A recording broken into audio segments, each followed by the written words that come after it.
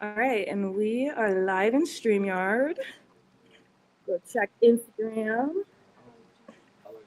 and get Oh, that. yay, it's working. I was like, yours is Oh, faster. what? Oh, mine takes a second. I'm hoping it'll. Stop. This is sick. It did the same What? time to me. Oh yeah. Oh, it's okay. I gotta do mine again. I just did it. It's cool. We're gonna keep going. We gonna keep going. Wait, does Welcome, yours work? welcome. Yeah, it will work. I'm gonna get it connected as I'm yapping. But yeah, now everyone's gonna join in live. I see that we are connected on those three. Welcome, welcome. If you are tuning in, tapping in, gonna give it a minute to push out that notification, and then I will update my stream key. But Ju, how you feeling? I'm great. How's your week been thus far? It has been a week. It has been a week, but an exciting one. An exciting week. Yeah. What would you say is like a win of your week thus far? Anything that you say, big or small, a win of the week? Yeah, I mean, I think I had this moment last night actually, and I just like stepped outside my apartment and had like a really big moment of gratitude. And it doesn't have anything to do with like very specific things, but I think that like moments like that are really important. Mm. And I would consider that a win in my book.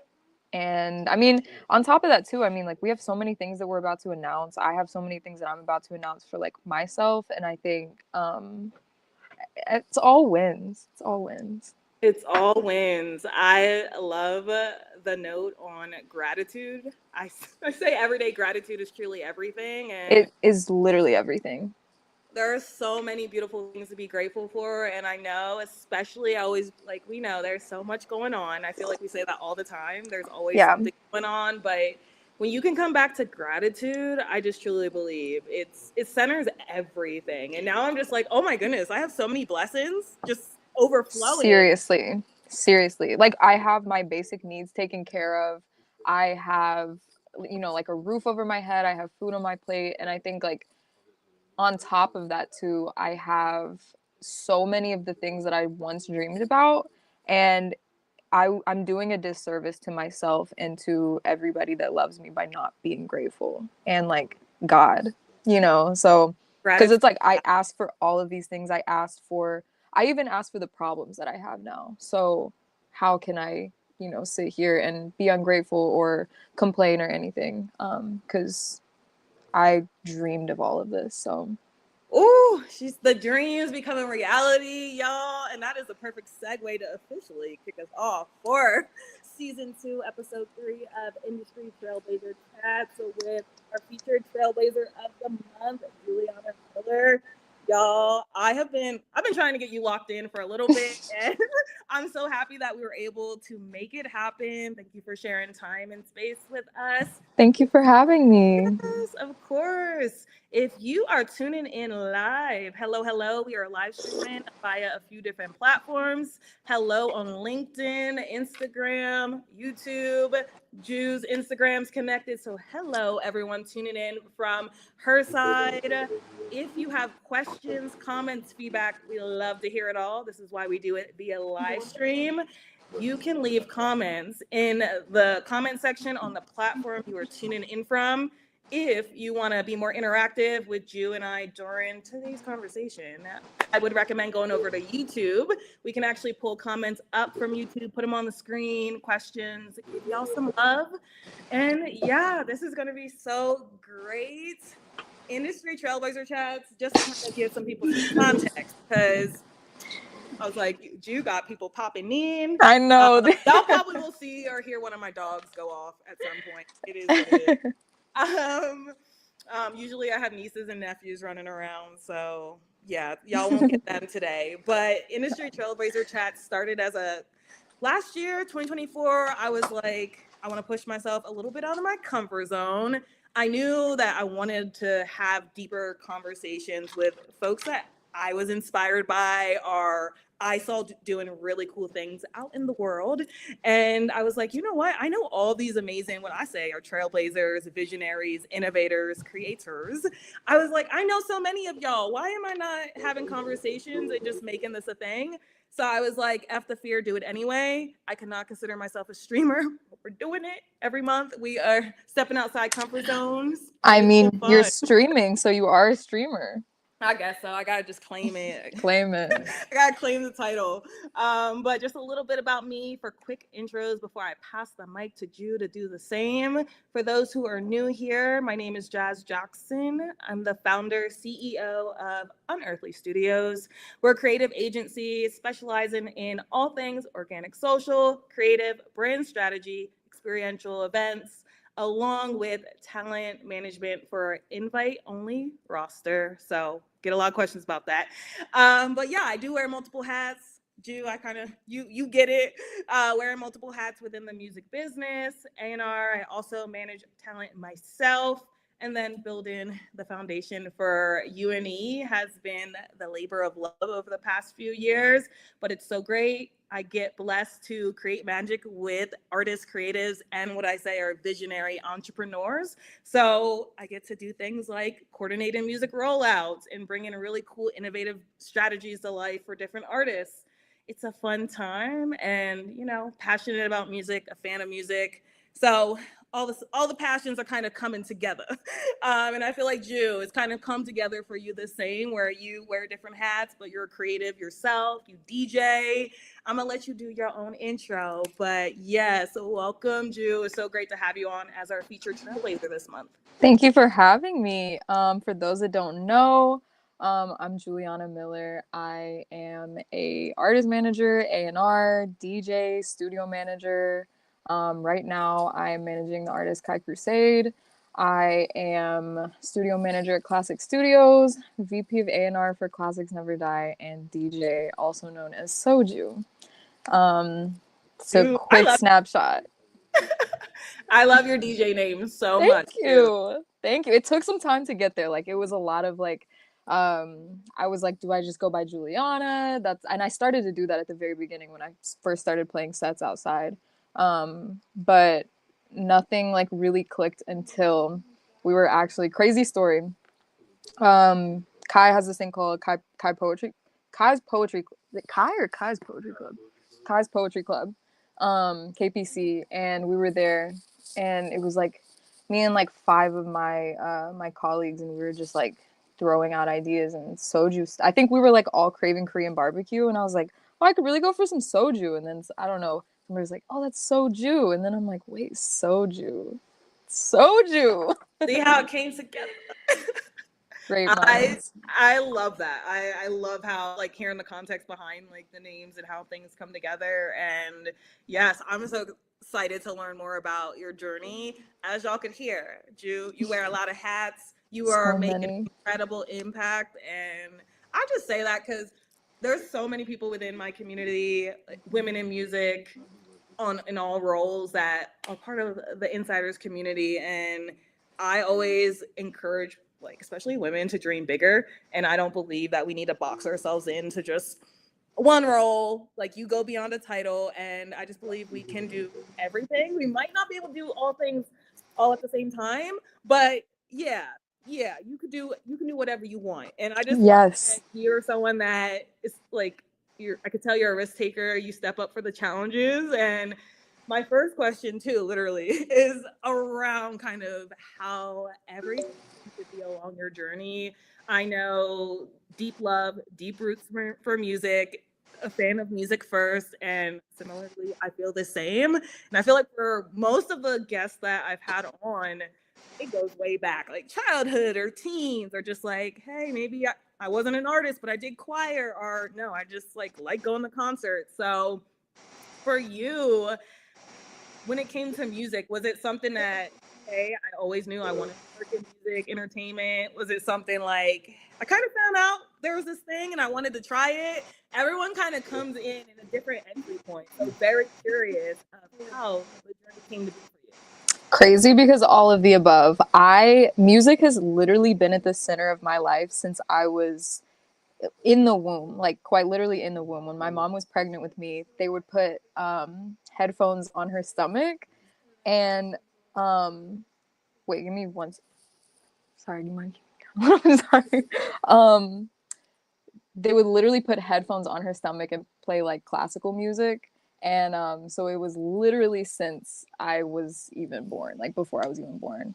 And when I was a kid, I first started playing piano when I was 4, and I played for like the next 10 plus years. And it was always at the center of my life. I think I never wanted to be a musician. I think like growing up being classically trained, it's like not the most fun thing in the world. Like it's great, but it's just not like I was passionate about it, but it just wasn't like my I didn't want to be a piano player or an artist or a producer or anything. Um and my both my parents were also in music. My mom was, she played piano in the church, she played the organ, she was in the church choir, I was in the church choir. My dad was a DJ, he played the guitar, drums, he was a producer. And so it's quite literally in my blood. I feel the same. I was like, we got a similar journey. Yeah. People like sometimes people will sting me. They're like, "Jazz, are you an artist?" I was like, "Oh no, no, no, no." But like, Yeah, I get that too. I'm gonna let y'all have it. We all have our gifts, but I did similarly though. I grew up in the church. Grandparents were, my grandma was a piano player. Both of them were in the choir, so I was in choir, and I did choir and stuff all the way through high school. So I can help harmonize a little bit. But yeah, I feel like we all have this similar kind of. It's just kind of in our DNA. We're introduced to it at some point, so I think that's super cool. I always love getting more of the backstory, the context of like, hey, how did this all come to be? Especially since everyone's different. Yeah. But I love that connection point because yeah, it resonates with me so well. Like I don't think I could ever get away from music. It was just always around all day in Never. the house. All day, every day. And it was like, I had a CD player. I remember so vividly. I had this Hello Kitty CD player, and it was like my baby. And so, any CDs that like my parents had, any CDs that I would just like find in the house, like I was going to listen to them. I didn't have a TV in my room growing up. Like, I genuinely did not have a TV in my um, room until, I mean, probably like college. Like, up until college, it was just not my thing. It was always music. It was always my iPod or, you know, whatever it may be. But I could never escape it. My dad was always playing music in the house, my mom the same. When I was in the car, I remember so vividly, I would listen to the radio and I would write down this, or not even write down, I would remember the songs that played and like pick my favorites. It was just like, it was such a distinct memory. And I think like that is how I developed like my taste and the things that I liked, because I knew what I didn't like, and I Yeah. was very like firm on that, but it wasn't much. Like I was very open to listening to literally everything, and both my parents just had such diverse music taste, and it spanned from dad rock to like classical to hip hop to like radio pop, like everything. Um, and I could never escape music, and I never plan on it. See, that's the energy. That's the energy we love to hear. Yeah, I love it. I was like, yeah, I was like, I'm sure you got some great music taste. I was like, I'm gonna have to talk to you after and get some Yeah. you. Oh, I got you. uh, I'm gonna send you all my playlists. oh, seriously, that's love language to me. Yes. Yes, we're going to do it after. And speaking of kind of like that transition of loving music, passionate about it, was there a pivotal moment along the journey or any specific point where you realized that this could be a career for you? Oh, I remember the moment so vividly. I dropped out of college in 2020, and I wasn't in college for long. I went for one semester. The pandemic hit, and I was like, this is pointless. I don't learn well online. I knew like my limits and everything. And so when when I dropped out, did not have a plan. I was like, I have no idea what I'm gonna do, but I'm gonna figure it out. And I was very much in like the local music scene at the time in Chattanooga, which is where I went to school at UTC. And I had so many friends in music. I had already had like relationships just strictly from like being a fan in music, but I didn't know that A&R was like a job. I knew that artist management was a job, but I did not want to do that. It looked so stressful. It looked insane. I was like, I'm not gonna do that. Um, and like I said, like I was very involved in the local scene. I was connecting people. I was promoting like my friends' music and everything, just literally because I loved it. And then I had a friend that was like, "Why don't you just be an A&R?" And I'm like, "What is that? Like, what even is that?" And then they told me, and I was like, "So the thing that I've been doing naturally for the last as long as I can remember, like 7, 8 years, um, is a job and a career that I can like thrive in." So I literally jumped right in. I started meeting people. I started making connections. This was also at the height of Clubhouse. I don't know if you were on Clubhouse. I tuned in. I did not participate or yap. It was a lot. Clubhouse was a lot. It was a lot, but it was a lot. And I think that there was a lot of like BS on there. But I do think that like I owe so much to that period of time, as short lived as it was, because it really did allow me to like get a really great idea of what the landscape of music looked like at the time. It Yeah. allowed me to be like, oh, so this person works there, and this person works there, and with this person, and this person, and this person. And like it was really easy to like tune out all of like the extra noise because I was really on some like observation, like what is going on, how are people talking to each other, what is the like terminology that people are using. And it's so crazy because I made so many relationships and connections on there that people that I still talk to this day, people that I've gotten placements with, like it's really wild. It's really, really wild. But I say all that to say like that was the pivotal moment for me when I realized that there was a place for me in this without being a producer, without being an artist or a writer or, you know, even a manager at the time, which shortly after it became that. But like A&R is still like That's your where thing. my heart lies. Yeah. Yeah. I love that. I love it, and it's great to like know. I have so many conversations with, I would say like the next generation of women in music. They might be in college, maybe finishing up, going into those like early roles. And I always tell people when they ask us, like, there are so many roles that you can do. You have to really truly figure out what's most aligned because you like Yes. you can pick, you can choose, you can try different things out. And it sounds like, okay, like you found your place, and hey, Yeah. we need more great A&Rs, more great women A&Rs. We need them. Okay. Yes, we do. And I think that, like, just to expand on what you said too, there's so many roles in music, but there's also so many roles within A&R. There's a million different Yeah. kinds of A&Rs. Like, Yep. there's admin, there's coordinator, there's exec, there's like so many. And there's research A&Rs. Like, some people really just like doing admin work, some people really like doing research work. And I think, like, we also need those people. But I think, like, as a whole, the definition of A&R is so muddy, but I think that it's really important to like try out things. And okay, Yep. marketing's not your thing. Okay, cool. For a lot of people, like A&R isn't their thing, and they think that they want to do that, and then it just looks a lot different. But it also looks Yep. different if you're at a publishing company or at a major or at a freelance indie label, like, or not a freelance indie label, but at an indie label or being freelance. Like, it's just so many different ways to go about it. But I think my approach to it has always just been like music first. I don't care about numbers. I don't care about what does that even mean? Like so it's The really important conversation to. that keeps on giving every And single it's week. like at this point too, I almost like find, not to go off on like a tangent or whatever, but I almost find that it's like more people that don't work in music or more fans talking about numbers than like actually people. I don't know. It's really weird. It's a weird landscape, but yeah. There's a lot of noise, y'all. I tune it out.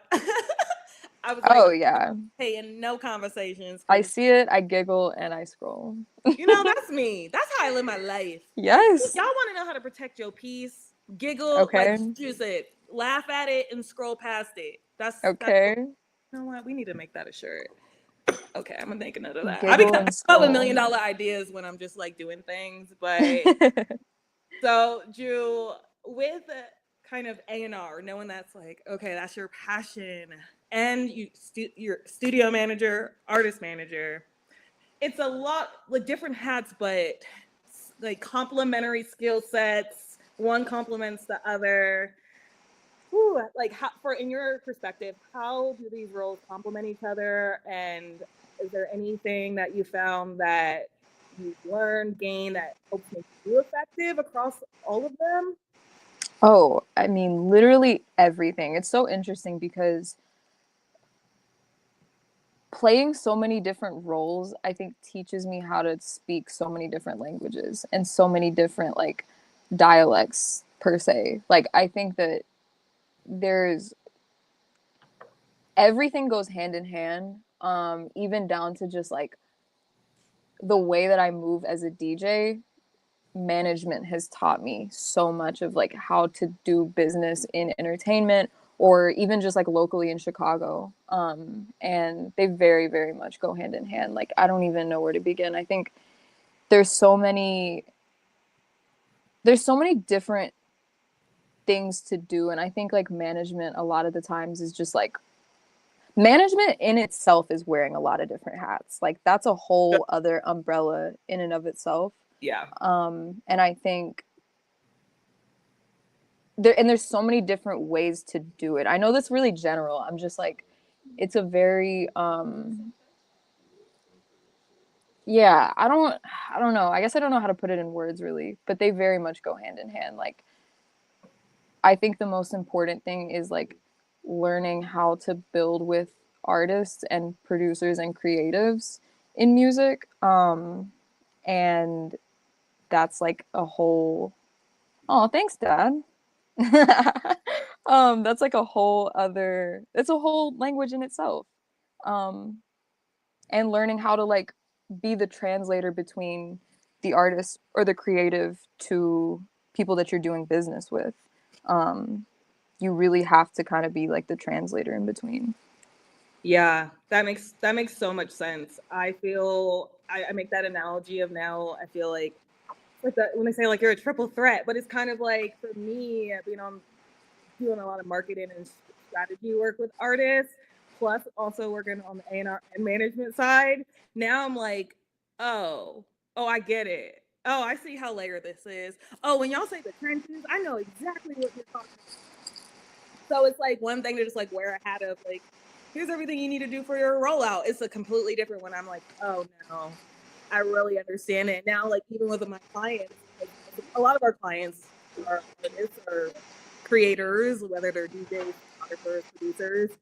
And I'm like, no, I really understand. Now I get it. Now I can speak their language and connect with them on a whole different level because I'm like, I'm not just outside looking in. I'm like, no, I understand how many moving pieces and the back Yeah. end and everything you got to do. The marketing is just one little part, but I get No. Yes, because there's one part of it where it's like okay, yeah, we have to check all of these boxes because these are the things that like we have to do for I'll just say for a rollout, for example. Like we have to make sure that we hit these things, but then there's a whole other side of it where we really have to get creative and talk about actual artist development because I think that that's like something that's few and far between these days. Like it's like so I don't think we talk about it enough. Just in the industry as a whole, it's very easy to be like, oh, well, this is like the vision and then we need to hit all of these checkpoints and all of these things, but it's like how can we actually get creative, how can we actually like grow this brand and grow with this artist? And that's when you really have to like put your thinking cap on and your creative hat on and really like tap into like the heart of it all, yeah, because that's how you elevate and also like create a lasting impact in this. 1000%. The heart of it all. And I was like, got a deer staring at me in the window, freaking out. But I was like, just looking up. I was like, okay, you're here. Like the heart of it all is it's so like the impact, and Yes. we know that the saturation, social. music, we're inundated with content and series and TV and movies. Yeah. And I always make this analogy with artists, and I always say this, like, y'all gotta think you're not. I'm gonna use the word competition in quotes. Okay, y'all. There's no competition, you versus you. But in terms of this analogy, you're in competition not just with this artist, that artist, who released on this day, that day. No, it's with Netflix. It's with football. It's with whatever Love Island they think they got going on that I know nothing about. Like, you are competing with attention, and it is the attention Yes. economy. So if you cannot be creative, if you cannot be authentic, and I want to get into authenticity with you. Oh, yes. Because You said that word, and I'm like, ooh, let's talk about it. Yeah, we'll put a pin in that. Because you have to. I truly believe in this next era we're going into. I'm already seeing it. The strongest are going to survive. Because you got to do the right 100%. work. You have to do the right work, and it comes down to those things you said. The music got to be great, and you got to develop yourself as an artist, operate like a business, all those artist development things. We did a masterclass on it, so if y'all missed that, go on YouTube. An hour and a half with Breezy from Taste Creators. We touched on artist development last month because same thing too. We need to talk about it more. And yeah, but creativity, impact, and the why behind it all. There are a lot of people making music. I will say that. A lot of things going up. But not everyone's gonna last. And if we look at the statistics, it's not like it is what it is. So I feel like if you cut through the noise, you gotta do what you need to do, find your people, build, and be creative. Because even in this whole trend thing, I know social's been on this trend wave since the rise of TikTok and everything. But I'm like, that stuff doesn't last either, y'all. No, yeah, 100%. So it's also really important, I think, while we're on the topic, to like know how far you want to take this. What is your North Star? Because I think that should dictate all of the decisions that you make in the in-between, like from this point right now, like the beginning of the career, all the way to the point that like how far you want to take it, and what are like good career examples of how far you want to take it. Do you want to be like a Sabrina Carpenter, or do you want to be I don't know, like I don't know. I was talking about Childish Gambino earlier, so I'm just gonna say his name. I don't really know whatever, but like I think that it's just very, very important to like know which path you're taking and really fully commit to it. And then I think in the in-between though, you do have to get creative. You do have to be like, what is gonna make somebody care about me and the things that I have to say. And that could come from, like we were talking about, authenticity. It could come from really creating an impact. I mean, I think it should come from all of these things, but it's like, what is going to make somebody actually care? And, you know, at a certain point, like spend money. And it's not all about money, but it's important to like create a sustainable career in music. Like what's going to make somebody buy a ticket? What's going to make somebody buy a shirt and want to like wear the shirt, you know, or whatever that may be. What is actually going to create a lasting fan base? And I think that does come from like authenticity. It comes from like making people feel something. I think that we've lost the plot a lot of the times. Like I know for myself, I'm only searching for a feeling in everything that I do. Any sort of anything having to do with like the actual root of it, like the music and everything, I'm literally only searching for a feeling. Doesn't move me, doesn't make me feel something. That could make me feel angry. It could make me feel at peace. It could make me feel excited or lit or like whatever it is. But it's like, what is it actually making me feel? And if it's not authentic, then I don't feel anything. Oh yeah. And I'm gonna keep going. Like it's just the feeling of it all. Ooh, music is truly spiritual. I say that all the time. It's like it's therapy. It's spiritual. It's the universal language. I always say. Same. Yes. I listen to music in different language. I'm like, I don't know what they saying, but I feel something. But I feel it. Exactly. And that comes from literally like authenticity in every single way. It could be from the brand or from like the music as the root of it all. Like if I feel it, then I feel it. Yes. And speaking on authenticity, I feel like I've been talking about authenticity. Y'all, I've been in marketing for over a decade. We were talking about authenticity. I remember at conferences, this is like 2018, 2019, about authenticity. And now it's like one of the biggest buzzwords, be authentic, be authentic. What does that mean? In your kind of words, you like, what does having kind of like that elevated taste and authenticity mean to you in practice, especially when you are fostering talent, working with other creatives and creative spaces through the work that you do, and helping artists to develop their own authentic sound? I think knowing what you like and why you like it, and like standing on that, standing very, very firmly on that, and never wavering from it. And I don't mean that in a way of like you should close off your mind to like other ways of doing things, because I think that that's also really important. But wait, do you want to say hi? This is Chris, everybody. Hi, Chris. He's How's it crashing the going? live. She said, how's it going? Yes. We love when people crash the live. Grateful, hungry. Take the Oreos. I'm gonna take a He got Oreo and the dip. right Just snack.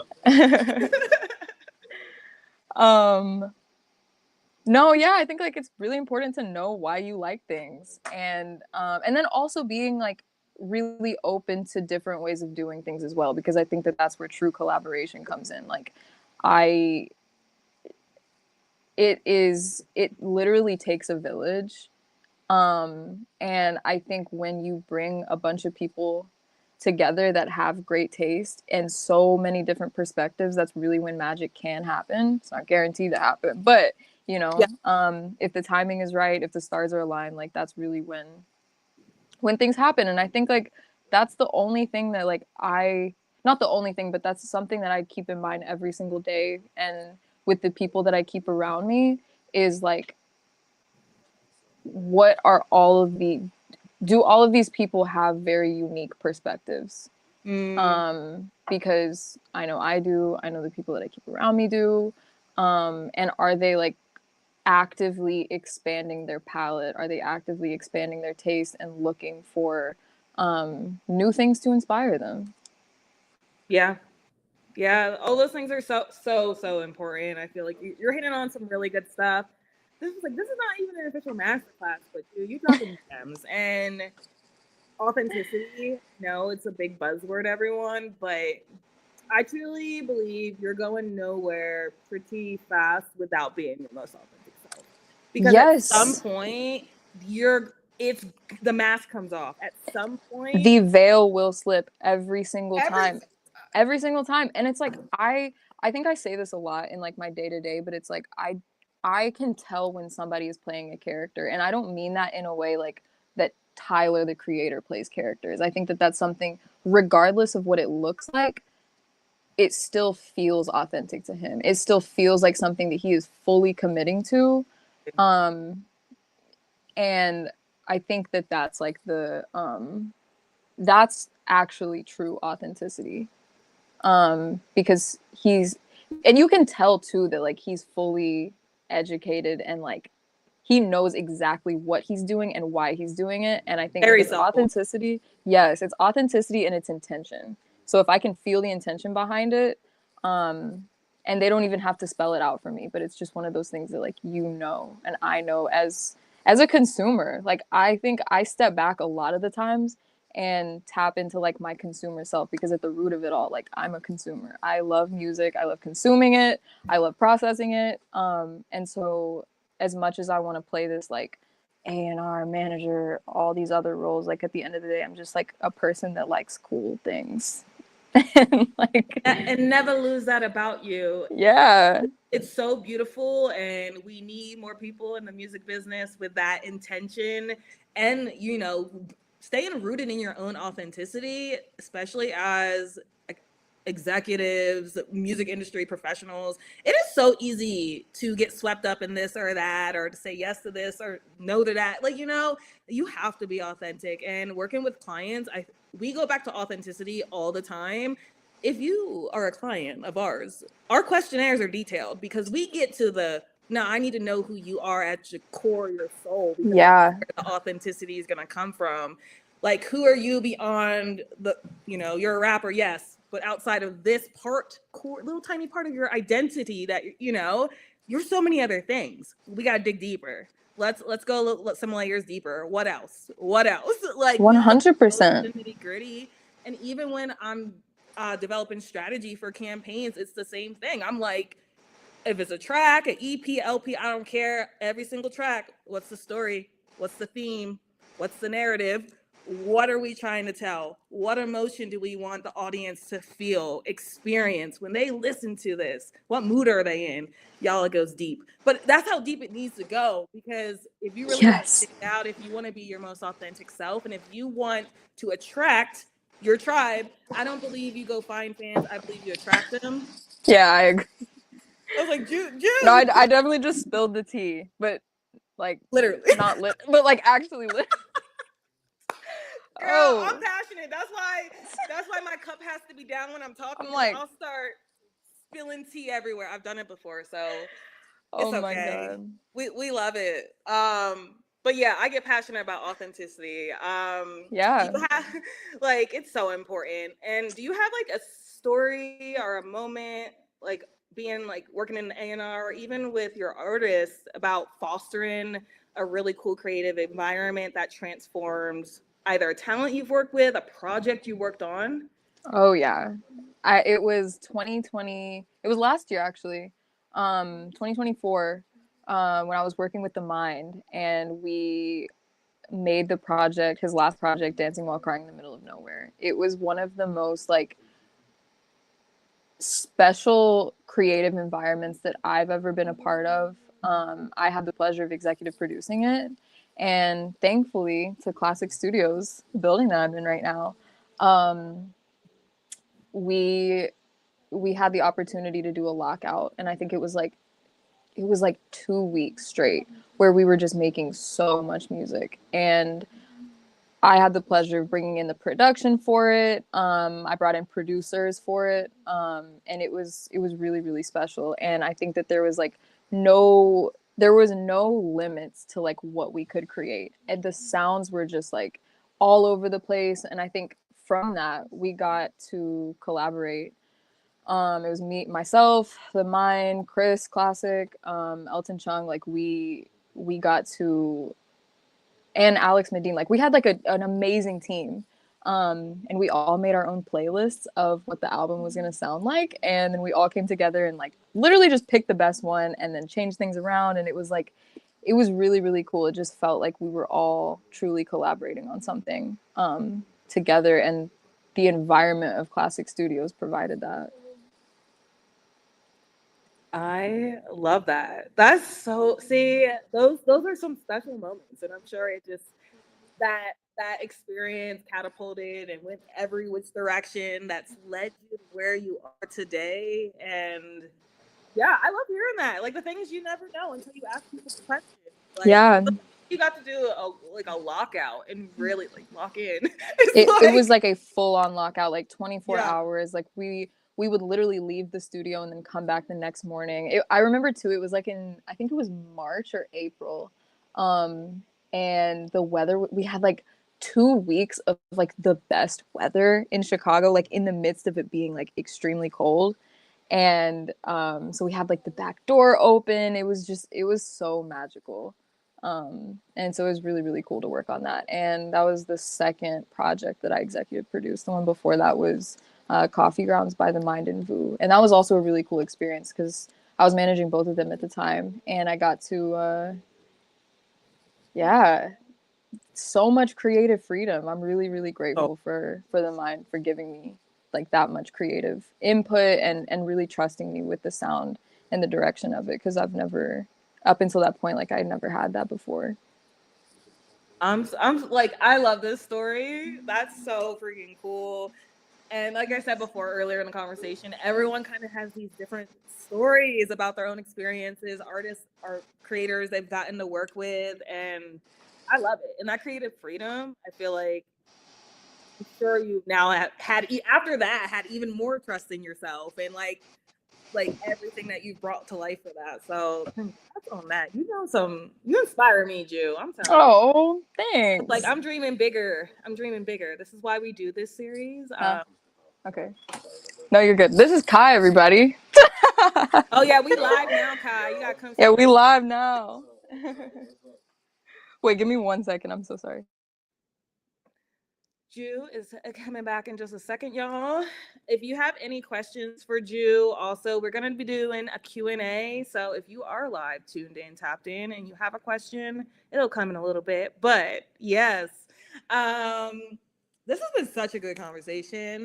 Thanks. Juliana, like I have so many things that I still want to touch on, honestly. I think that there's like so many parts of my story that I haven't really talked about. I think it was like the what was it? Maybe like 10, not even 10 years, like 5 years before I started working in music, like how much that changed. So or how much that like changed my perspective and experience on everything. So yeah. I really appreciate you having me. I know, and like too.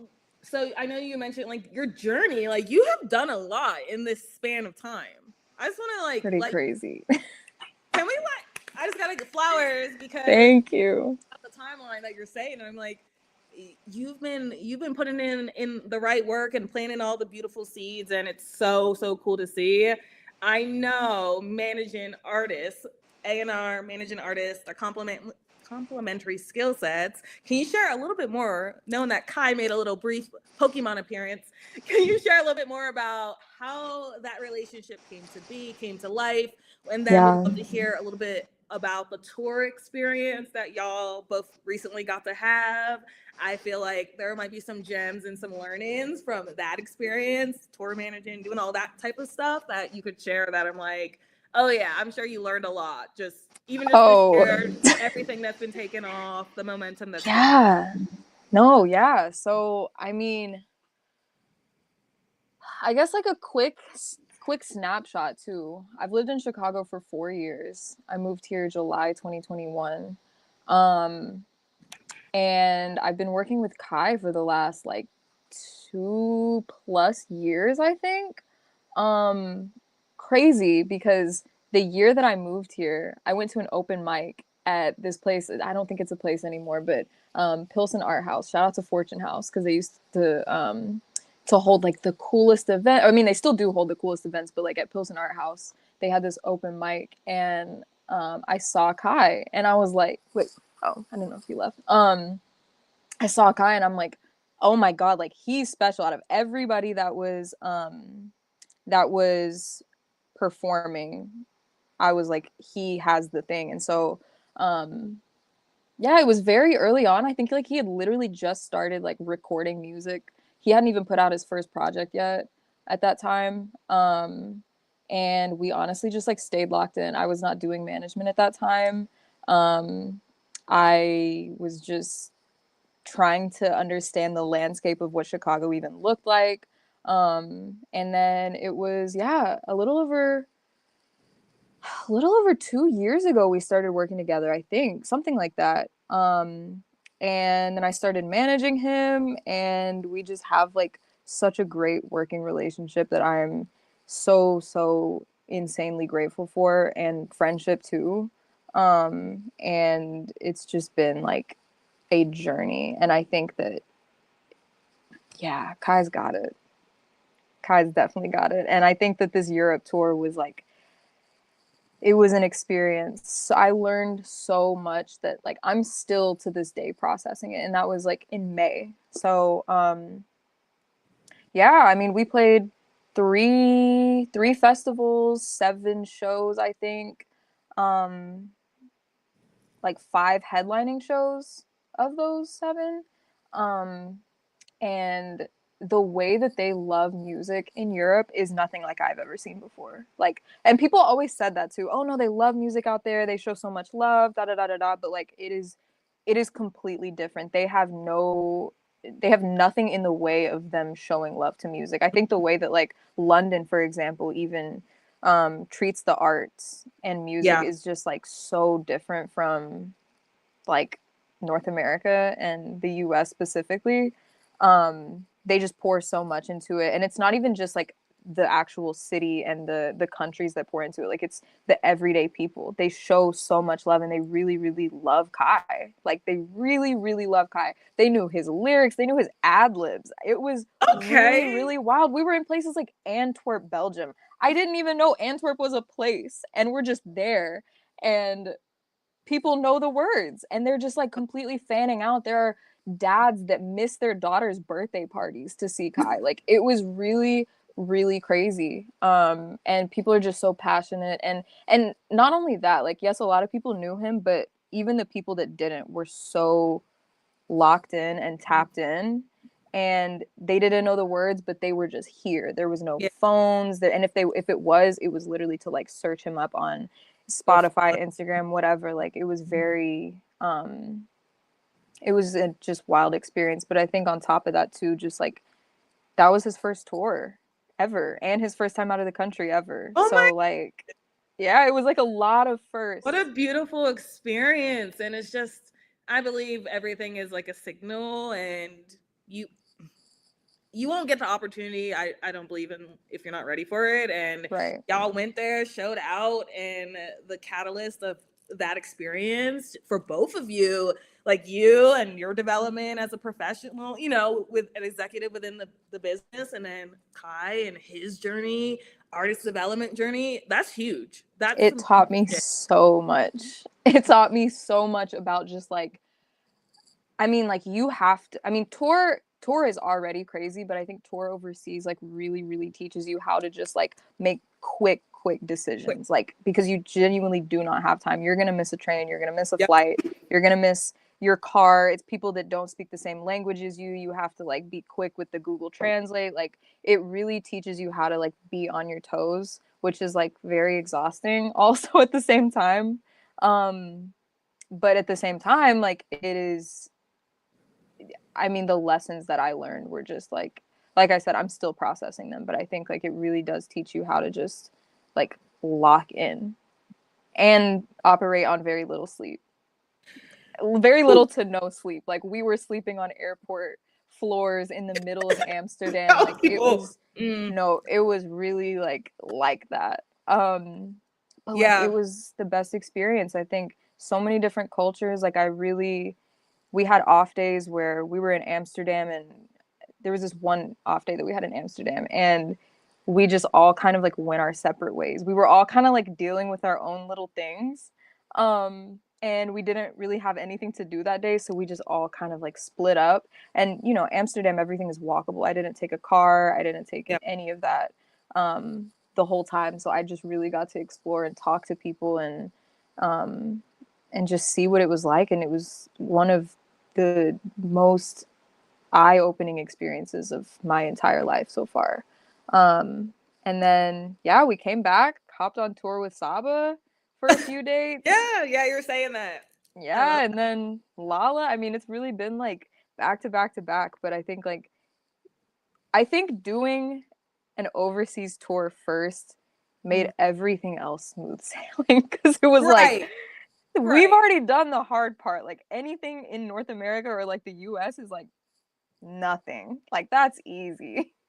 Yeah, well, it's so cool to hear about Kai's journey, both of you together, the magic that's coming to life. I know I've been tuned in, and I'm so excited to see what's coming Thank next. you. I know y'all plotting over there.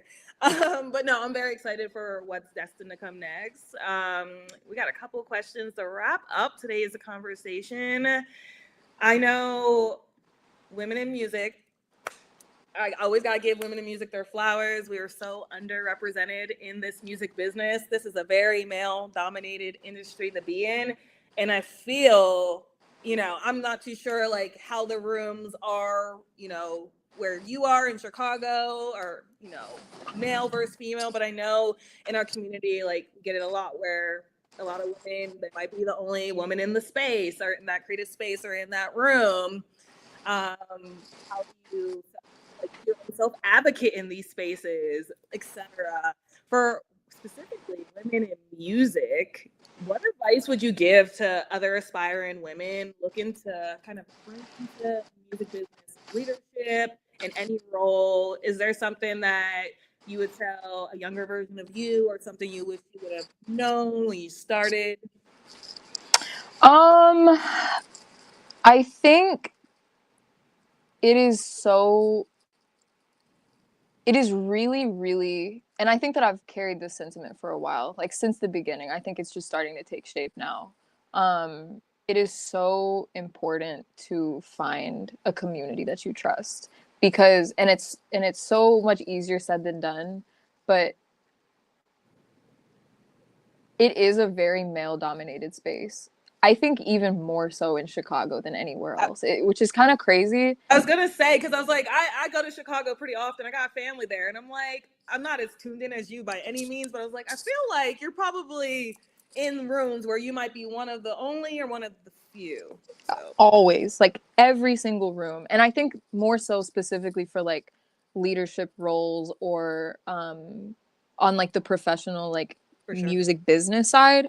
There's obviously like a lot of women artists and not many producers, but like that's always a thing. But I think like it is so important to find a community, and like find, whether that be men or women or anybody, like that you trust and that will like go to bat for you, and that will protect you, because it does get weird and people get weird, and it's just like you literally have to find your community, and that could also be like ever changing, and you can have community in so many different places too, like, and I think it's important to also have like a home base in each city, but specifically the one that you live in. I think that that's definitely one piece of advice. I think another thing too, and I think that this could really be applied to, and should be applied to anybody and everybody, is like to care about people and to care about the art, because it's very easy to get lost in all of the minutia and the in between, but like just care about people and check on people and really know how, and I said this so many times today, but like know how to speak the language, because that's going to go so far. And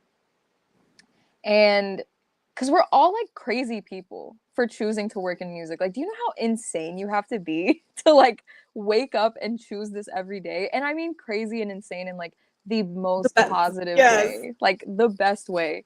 It's just like a really crazy thing to choose. And yeah, like not to get lost in like all of this, not to get lost in the sauce, like,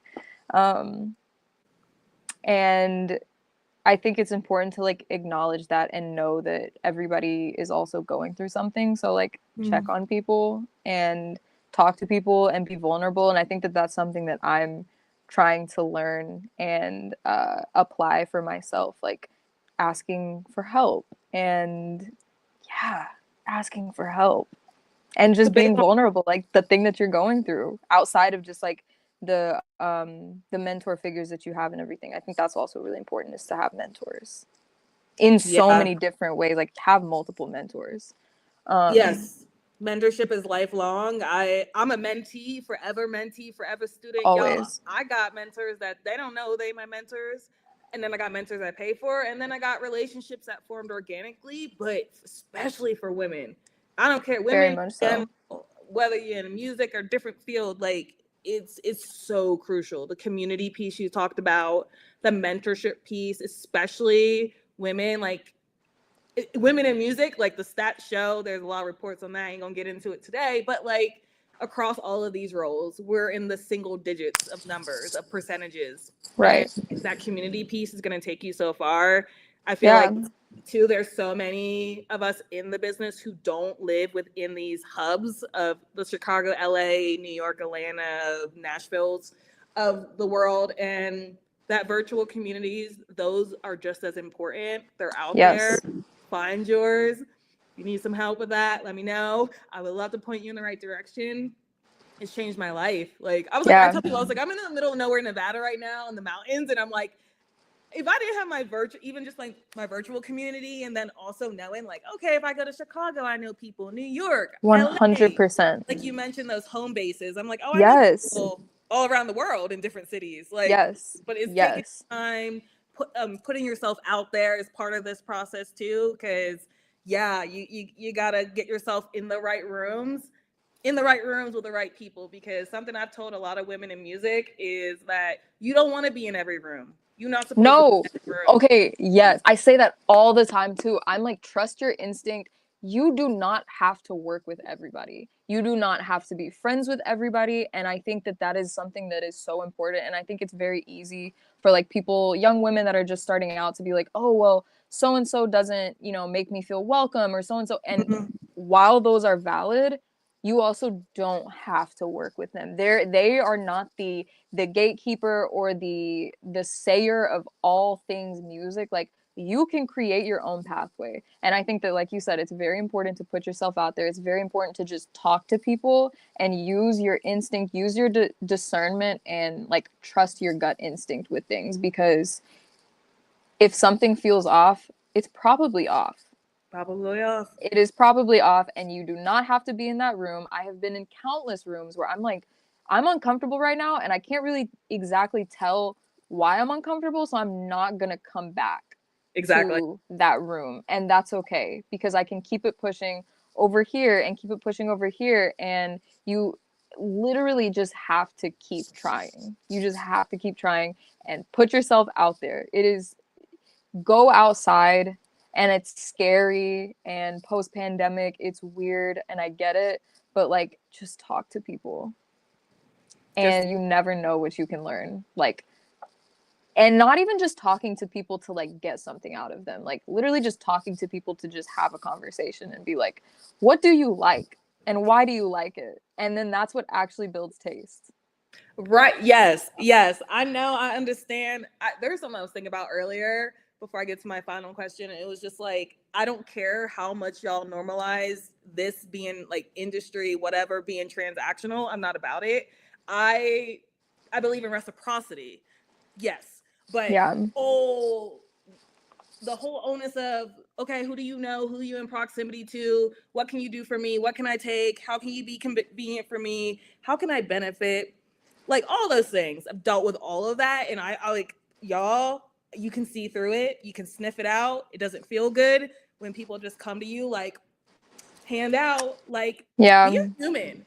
This is a relationships business, y'all. It's like, literally a relationships business. But at the same time, and I completely agree with what you're saying, at the same time, I do think that it's important to know when to like not be friendly, though, because I think as a woman, it's very easy for people to be like, oh, well, she's just friendly, she's really like, you know, very warm and like welcoming, and people will take advantage of that, and people will be like, oh, well, yeah, oh, well, she doesn't like, she doesn't stand on business, or she doesn't know what she's doing or whatever. And it's like, oh no, like, I'm friendly, but I also know when to turn this off and when to like actually lock in and know when to do business, because I don't want transactional relationships. I don't keep them close to me, but I also know that there are certain people that I have done business with that I'm like, oh, well, I don't care about being your friend. Like, I don't care to like put on this like facade or act like I care, because I know that we're just trying to get something done, and I don't really like you as a human. But, and that's not to say that like I compromise, you know, I don't compromise like the work that I do to get something done. But like, that just goes back to my point of like, you don't have to be friends with everybody. Like, you don't have to work with everybody, and you don't have to be friends with everybody, because you also need to protect yourself and protect like your heart. And I don't mean that in like in any like, not in like a love way, but protect like the reason why you got into music. The why, the purity in protect your why. Because and like recently this year, I've had my own experiences where it is very easy to get jaded. Like, so easy. There have been multiple situations where it's like, oh, I see why people go cold here. And this is not just about music business. This is just life. Like, yes. Your heart is everything. And like, on that point too, especially for women in music, that self-advocacy, boundaries. The power of no, hell no, F no. Boundaries. I know. Boundaries, like Dude, it I was like, is I know so I have important. triggered so many men in this business because I'm the same way. Like I'm kind. I'm not nice. And I stand on business and my boundaries I every say that effing all time. the time. Don't Yes. call me nice. Whoever calls me nice don't know me. That's how I know you don't know. You I'm may like, have saw I'm a tweet. kind, You may but have saw a tweet. Oh, she's loving light and positive. Mm-hmm. Go ahead. Go ahead. Try me. yeah. Because if you give this is not just about men. This is in general, people. Like if you give someone an inch, they're gonna take a mile. And I don't believe in that. So Yes. Oh my God. Yes. Like, do not get it twisted. Like, I can be friendly. I can be kind, like you said, like kind, not nice. But like, I also don't play mm, about boundaries. I don't play about like when something needs to get done. Like, I'm not doing yeah. this whole like run around or like whatever. No, like the thing needs to get done. And so, and then I wanted to say this earlier too. Like, that's why I think like delegation is important too, because as a manager, you want to do everything. Like, I literally deal with this every single day. Like, I want to do everything. I want to be the graphic designer. I want to be the everything, like the driver, the TM, the She said, everything. But Jude, it's like you said every hat. every hat, I want to do it because I care about the thing, I and I'm know. like, well, I just want to do the thing. But I think like that's when delegation becomes important, and it's like we don't have to do everything. Like, building out a team is important. I'm really grateful that like I'm Yeah. also the studio manager here, so we have an incredible team of interns that I can rely on, and like stuff Yeah. like that. But I think like all of that to say though, if something needs to get done and I don't want to deal with like the runaround or like the back and forth, like I'm able to kind of like bring somebody else in and be like, okay, well, Mm. like this can also get done this way, so I don't have to personally deal with that, you know. Yeah. Delegation is huge. And it's everything, especially for the roles that we're in, the work that we do. Artists, artists create chores. Like no matter DJs, photographers, at some point, if it's bigger than you, which and you got big dreams, you're gonna need a village. You're gonna need a Yes, team. you will. Like you could be a solo, the solopreneurs, or you could be a solo act for a little bit, but at some point, nobody is great by themselves. You No, have to build a team. gotta You build. literally have to, because you literally cannot do everything. It ends up becoming like less efficient, and I'm really big on like efficiency. Mm, um with everything that I do, I'm just like, what is like the best way and the most like optimized way of doing this thing. And sometimes that just means passing the ball, and I have people like Chris like that do that to me. Like, he will pass the ball to me because he manages Kai yeah, with me, and so it's like when we know like what roles we play, and so he yeah, knows when it's time to just be like, okay, well, this is yep. something, this is a task for you. And then like I'll tap him in when it's things that like I need him to handle. But yeah. I love that. Like, yes. Well, this conversation, honestly, so insightful. I'm inspired. It's so cool just to learn more about the stories and the journeys and the passion behind everyone that I've had an opportunity to connect with over the past couple of seasons. So I got my final question, and then we're gonna wrap this up. So, anything on the horizon for either you personally, anything you can share, any exciting projects that you're working on? It could be something for your DJ stuff, something that you're personally excited about for you. It could be something that you're working on, anything that you're excited about. Oh, so much. I'm like, I don't even know where to begin. I'll start with Kai. We're dropping his sophomore mixtape soon, very soon, I like cannot very, wait. very soon, and I am so excited. Um, I all of the things around that. The next single we're dropping on the 3rd next week with a Mindy. So I'm very excited about that. Ooh, okay. Love Big Mindy. Already, I'm like trying to visualize. I can't wait. Yep. Oh, it's amazing. So that's like that's the second single off the project. And then yeah, we drop very soon. We will have a date very soon. We will announce the date very soon. Um Yes. So really excited about that. I think on like the DJing front, I want to put out more mixes. I think that that's like an element that I haven't quite done yet.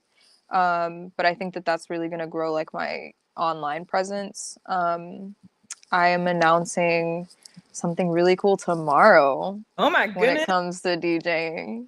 I'm going So to make a excited. note to check your Instagram tomorrow. I can't wait. I love So all excited. the cool stuff that you're working on, Yeah. and it's so inspiring to see you continue to bring your vision to life, turn your own dreams into reality, and you're helping others do the same. And I feel like that's the impact. There are so many great, talented people within this business, and I just believe a rising tide can raise all ships, and we are stronger together. So I'm so happy that we were able to get you on here. Can you let the folks know where they can find you, reach you, all the things, socials, etc.? Yeah, absolutely. Thank you so much for having me. It was literally a pleasure. Like, I feel like, I mean, I'm down to do this again anytime. I was Literally like, anytime. we're gonna I lock feel you like, in for something else for sure. yeah, like we have so much to talk about and so many parts of like my story that I still want to share. But yeah, you can find me on Instagram at Juliana Miller _ Juliana Miller _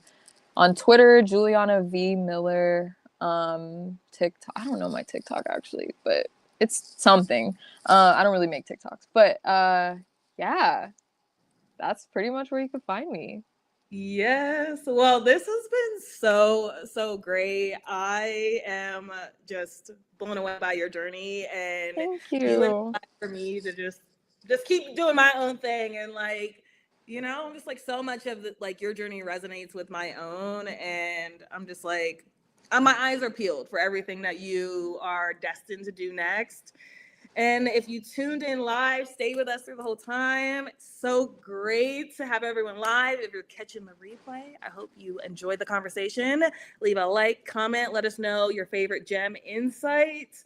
And on that note, we are going to wrap up yet another episode of Amazing. Trailblazer Chats with Juliana Miller. And we'll be back next month for another exciting conversation.